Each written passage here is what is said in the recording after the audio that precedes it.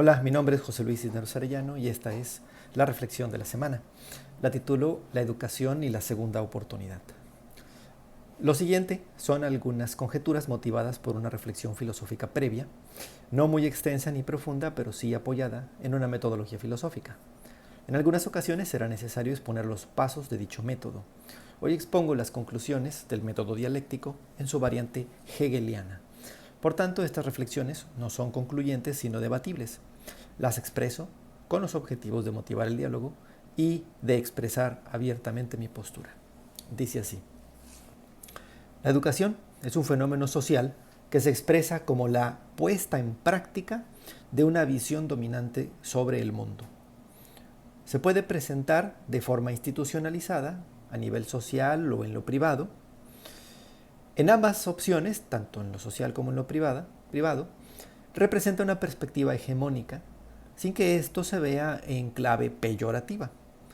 Ahora bien, el acto educativo incluye el despliegue de saberes y relaciones sociales muy particulares que van desde la instrucción, como imposición de conocimientos y oficios, hasta cátedras monológicas, es decir, un solo discurso, que transmiten la justificación de un sentido y de un orden específico asumido como correspondiente con la realidad, que se denota, que se señala. En otras palabras, instrucción como receta o discurso como expresión de un conocimiento que se asume como correcto. Sin embargo, la primera expresión de la realidad, la instrucción de conocimientos y oficios, así como las cátedras dictadas, son una forma de ser que se pretende como preferible frente a otras, a las que se acusa de caóticas o equivocadas. En este sentido, la educación se plantea como el camino que conduce a saberes adecuados y acciones pertinentes. Sin embargo, toda educación se expresa histórica y geográficamente. Lo primero en virtud de la visión del mundo que gobierna las acciones y lo segundo como condición suficiente de posibilidades y limitaciones. Es decir, no se puede educar en algo fuera de la época en la que vivimos y de las condiciones climáticas o topográficas que nos rodean. Vaya, no es factible pretender una educación al estilo China imperial cuando ni siquiera estamos viviendo en esa época, ¿no? Se pueden hacer especulaciones y ejercicios eh, aproximativos, pero no vamos a replicar ese estilo. Entonces estamos limitados por una temporalidad. Dice, no es posible instruir o educar en un oficio marítimo cuando se vive en el desierto. Esto por las condiciones geográficas también. No es posible instruir o educar sobre el derecho humano de la libertad en una cultura esclavista. Y no es posible instruir o educar sobre electrónica en una época previa a la agricultura. Toda educación entonces está limitada por su tiempo y su lugar. Desde esa realidad entonces la educación es diversa y sus niveles de eficacia y de impacto son siempre diferentes. No es lo mismo instruir o educar a una persona con dolores estomacales constantes por mala alimentación o por enfermedad que a alguien que no tiene ningún problema de salud. Tampoco es posible profundizar en el acto mismo de la educación, profundizar en la instrucción o en la educación de personas que solo disponen de tiempo para trabajar debido a su precariedad salarial, que alguien que tiene todo el tiempo y el dinero para poder educarse. Ninguna educación es, por tanto, definitiva ni mejor que otras. Son diferentes y responden a contextos específicos, pero esto no implica que la educación sea relativista, es decir, que sea cualquier cosa. Si esto que planteo es así, entonces el fenómeno social de la educación se enfrenta constantemente a las conceptualizaciones que se hacen de él. Reflexionar sobre la educación, plantear conceptos o palabras eh, clave para hablar sobre el fenómeno educativo. Este como fenómeno social se enfrenta a esto que hacemos en el discurso educativo. Sobre todo porque una vez desplegado el ejercicio educativo, la capacidad humana de representación y reflexión enfocará su atención en los modos y los efectos en los que se realiza la educación. Es decir, entendido un acto como ejecución de un programa educativo informal o formal, espontáneo o institucionalizado, quienes son conscientes de ello tenderán a considerarlo como la educación y no solo como un tipo de educación. Esta universalización que se hace de ella arroja entonces un nuevo fenómeno que en su despliegue social, en esa temporalidad y en esa espacialidad, pronto encontrará la horma de su zapato, sus contraejemplos e incluso sus contradicciones conceptuales y teóricas internas.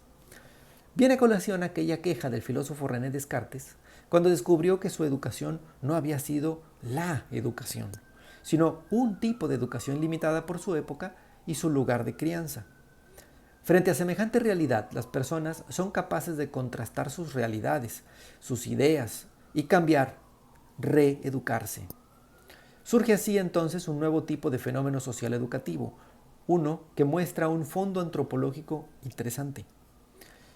La capacidad humana para cambiar de rumbo, para aprender algo nuevo e incluso en contra de lo yo aprendido y de ser concurrente con ello. Ese es el fenómeno interesante, ¿no? Esa capacidad que tenemos para reaprender. Las personas aprenden constantemente y esta realidad complejiza su conceptualización de la educación. Esta realidad de estar aprendiendo constantemente nos hace cambiar de conceptos a la hora de entender lo que significa educación. Entonces, si el ser humano se educa, es evidente que se hace en un contexto en virtud de criterios de aprendizaje, los cuales se construyen y se modifican permanentemente a lo largo de la historia y del lugar. Este planteamiento conduce a otro. Esta realidad cultural que consiste en señalar que la educación es un fenómeno social, histórico y geográfico, diverso y autorreflexivo, como síntesis de sus procesos previos, permite identificar la presencia de una política y una filosofía educativa específica y universal a un mismo tiempo. Es decir, el espíritu educativo se manifiesta como acciones concretas y saberes que atienden a un núcleo y una red de conexiones que le sirven de ropaje. Pero ese núcleo no es su esencia, ni sugiere un fondo universal que le dé consistencia interna. Y esas conexiones no son las particularidades que la aterrizan. Todo lo contrario, el núcleo es su particularidad y aterrizaje histórico contextual. Y las conexiones son los hilos conceptuales que apuntan hacia la universalidad teórica. Me explico. Una práctica concreta responde a condiciones específicas y estas son el resultado de una serie de demandas y necesidades en función de variables previas a todo acto educativo. Esto es lo que da sentido al despliegue mismo de la educación o de la instrucción, porque lo particulariza y lo ubica en un momento y un modo acorde a su realidad y a los horizontes posibles de su continuidad. Porque de lo concreto que es previo se desprenden aquellos procesos, ordenamientos, posibilidades y vínculos que lo hacen posible.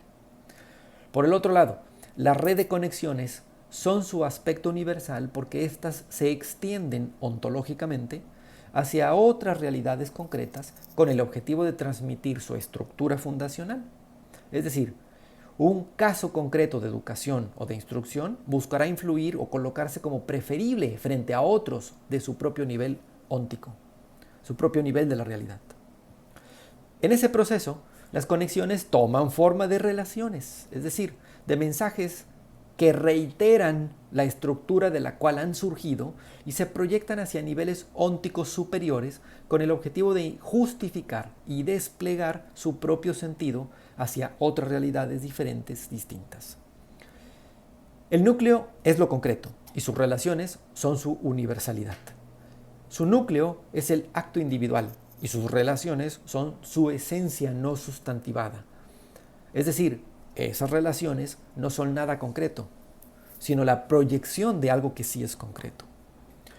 Surge aquí un problema en la dinámica social y política. En dicho despliegue de los modelos educativos, cuando buscan con estas relaciones transmitir la estructura de la cual parten, que se quieren imponer a las demás, en dicho despliegue de los modelos educativos, su esencia suele confundirse con su realidad histórico-espacial y la conceptualización que se hace de ello suele expresarse en proyectos, planes y programas de estudio que se asumen como el acto educativo, relegando al núcleo, del que hablábamos hace rato, hacia la indiferencia, en virtud de su particularidad. Dicen, este proyecto busca ser universal y lo que lo desplegó aquel acto en concreto en el aula X de algún grupo de aprendizaje que fue tan exitoso, eso ya no es importante, sino la universalización de esto. Entonces lo repliegan, lo vuelven indiferente. ¿Por qué? Porque se trata de un caso concreto. No nos enfrasquemos en ese caso concreto, hagámoslo universal. Dice, y por tanto, su intrascendencia respecto a la generalidad que pretenden los proyectos, los planes y los programas.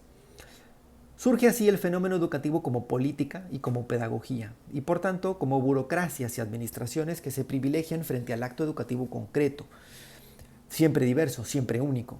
De repente parecería que todas esas políticas expresadas en proyectos y en esos programas educativos parecería que son más importantes y que su ejercicio burocrático y administrativo termina por quitar, hacer a un lado el acto educativo en lo concreto en el aula o en un salón o en la investigación como acto educativo. Pero esa realidad, esa de la que acabamos de hablar, que desplaza hegemónicamente al acto educativo concreto, arroja un problema más que, por cuestiones de tiempo en este video, solo mencionaré sin desplegarlo tanto, sin explicarlo con tanto detalle. Las políticas educativas y las pedagogías se enfrentan a la realidad que se sostiene como su contraria. La realidad de que el acto educativo sucede entre al menos dos personas sin necesidad de política ni planificación y recoloca, aunque sea constantemente ignorada, el acto educativo concreto, una verdad contundente.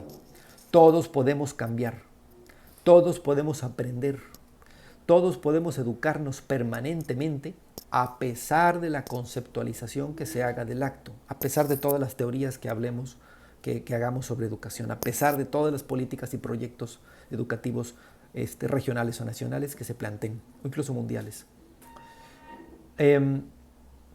Entonces, a pesar de esa conceptualización teórica que hagamos del acto educativo y de las políticas y procedimientos que dicten las autoridades y los teóricos, a final de cuentas, lo importante aquí es que constantemente aprendemos y en ese sentido la máxima de quienes trabajamos en la educación es que todas las personas pueden cambiar a partir de un proceso de aprendizaje y en este caso conducido por un acto educativo.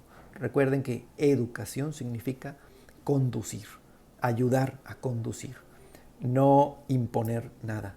Y ese es el problema con los proyectos políticos o pedagógicos que imponen.